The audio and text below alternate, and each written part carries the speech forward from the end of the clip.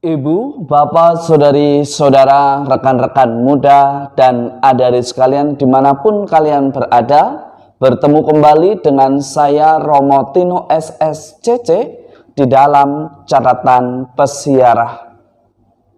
Disadari atau tidak, hidup yang dilandaskan pada doa di dalam karya dan aktivitasnya selalu mengalami kepenuhan.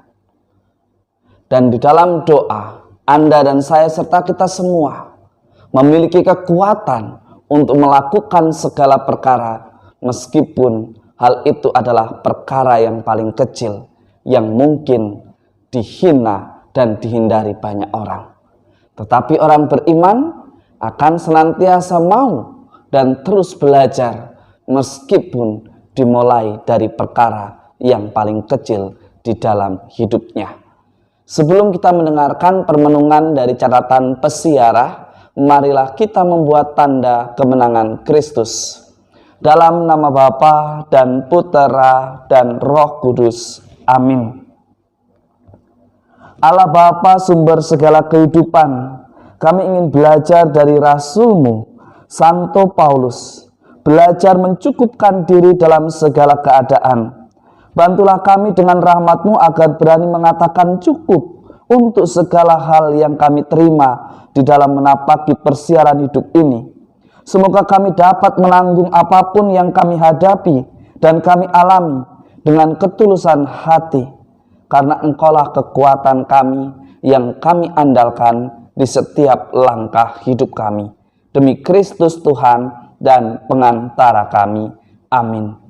Ibu, bapak, saudari, saudara yang terkasih dalam Yesus Kristus, Anda dan saya serta kita semua kembali diingatkan oleh Paulus bahwa di dalam pewartaan kerajaan Allah memerlukan kerjasama yang timbal balik, dalam artian dia melayani dan orang yang dilayani mau untuk terus bertumbuh dan berubah sebagaimana yang diwartakan.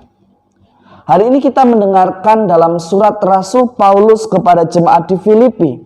Paulus penuh sukacita atas bantuan dari jemaat di Filipi, karena adanya keterbukaan untuk terlibat dan melaksanakan apa yang menjadi peranan mereka masing-masing.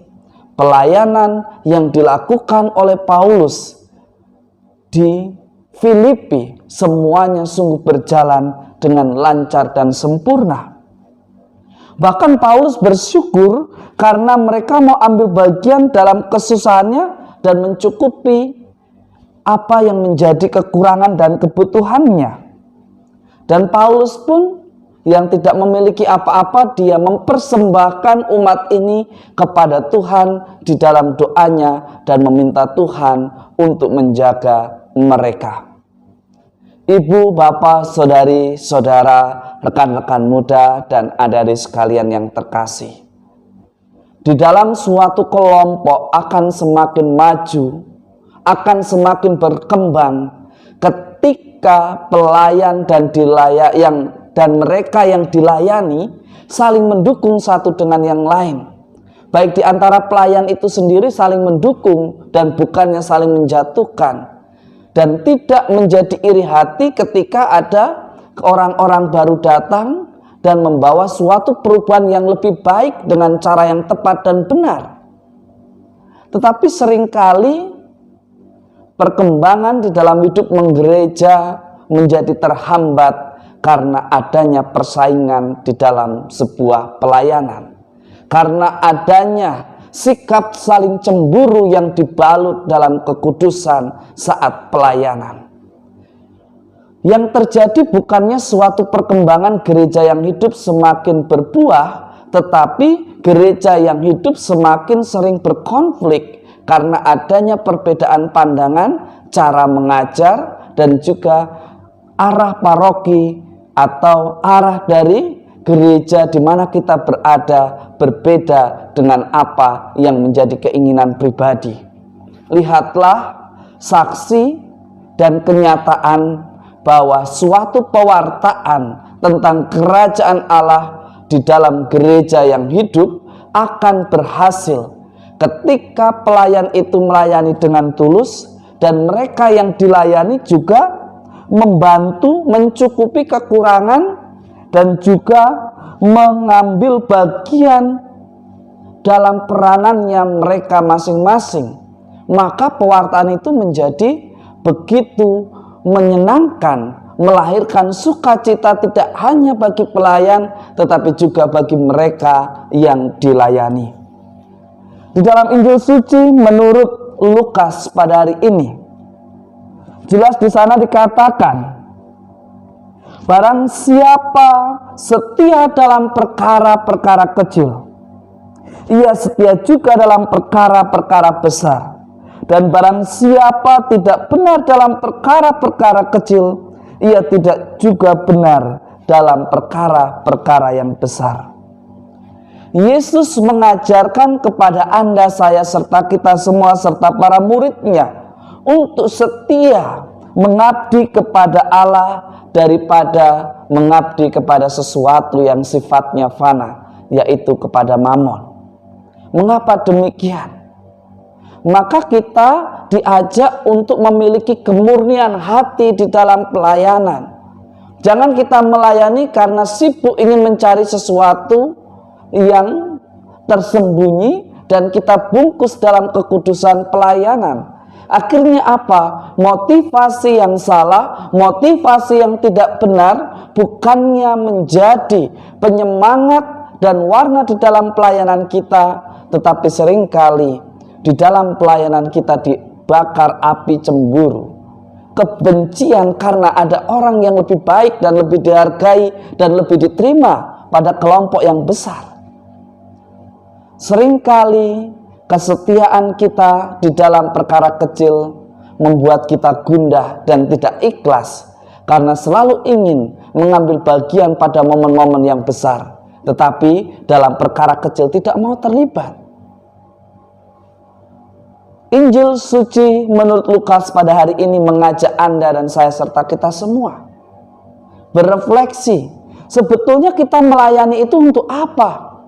Untuk kemuliaan dan nama kita disebut? Ataukah kita melayani untuk Tuhan? Jika motivasi kita adalah yang pertama, jadi sangat wajar. Hanya ketika perayaan besar, Paskah, Natal, ataupun pesta ulang tahun paroki, semua berlomba ingin terlibat. Tetapi ke dalam hidup menggereja yang sesungguhnya, dalam keseharian, mingguan-mingguan yang dilalui, minggu-minggu yang dilalui, kita menghilang, tidak mau terlibat dan hanya menunggu jika ada sesuatu yang salah lantas kita berkomentar. Semangat demikianlah yang akhirnya merusak. Bahkan tanpa sadar sebetulnya kita sibuk karena kita memikirkan mamon. Ketika di dalam pelayanan kita memikirkan mamon, yang terjadi adalah pelayanan yang tidak tulus. Mudah marah, mudah merasa sakit hati, mudah kecewa karena mungkin tidak dihargai. Tetapi beranikah kita sebagai orang beriman melayani dan melakukan segala tugas tanggung jawab kita demi kemuliaan Tuhan? Karena betul apa yang dikatakan oleh Injil suci menurut Lukas, kita tidak mungkin mengabdi pada dua Tuhan, Mamon dan Tuhan itu sendiri. Tentu memang ketika kita menggunakan uang, kita bisa membeli perhatian, pengaruh, dan juga kekuasaan. Tetapi sifatnya ketika kita tidak ada uang lagi dan menjadi tua, mungkin mereka akan meninggalkan. Berbeda dengan pelayanan yang tulus hati yang dilakukan untuk Tuhan. Segala macamnya kita akan menemukan sukacita. Kita tidak akan menjadi pribadi yang mudah sakit hati ketika ada orang lain lebih baik, ketika ada orang lain lebih dihargai dan kita tidak. Karena gereja yang hidup ketika orang-orang di dalamnya setia dalam perkara besar, kecil, perkara yang kecil, maka gereja itu tidak hanya hidup tetapi berkembang dan menghasilkan buah. karena hanya mereka yang setia dalam perkara kecil akan dipercaya dalam perkara besar, yaitu mengelola sukacita gereja yang hidup yang lebih besar. Semoga berkat Tuhan senantiasa melindungi dan memberkati kita semua, Bapa dan Putera dan Roh Kudus. Amin. Mari kita melihat motivasi pelayanan Anda, saya, serta kita semua. Apakah kita betul-betul di dalam pelayanan membantu sesama untuk memuliakan Tuhan? Ataukah kita melayani supaya apa yang menjadi kebenaran menurut kita menjadi kebenaran umum yang bisa diterima meskipun sifatnya hanya subjektif? Gereja yang hidup ketika orang-orang di dalamnya mampu memainkan perannya masing-masing meskipun dalam perkara kecil. Mereka setia, selalu mengusahakan dan memuliakan Tuhan di dalam hidupnya. Barang siapa setia dalam perkara kecil, ia akan menjadi berkat dan berbuah kebaikan sehingga semakin banyak orang memuliakan Tuhan. Mari kita jadikan akhir pekan ini sebagai akhir pekan yang penuh berkat. Tuhan memberkati. Amin.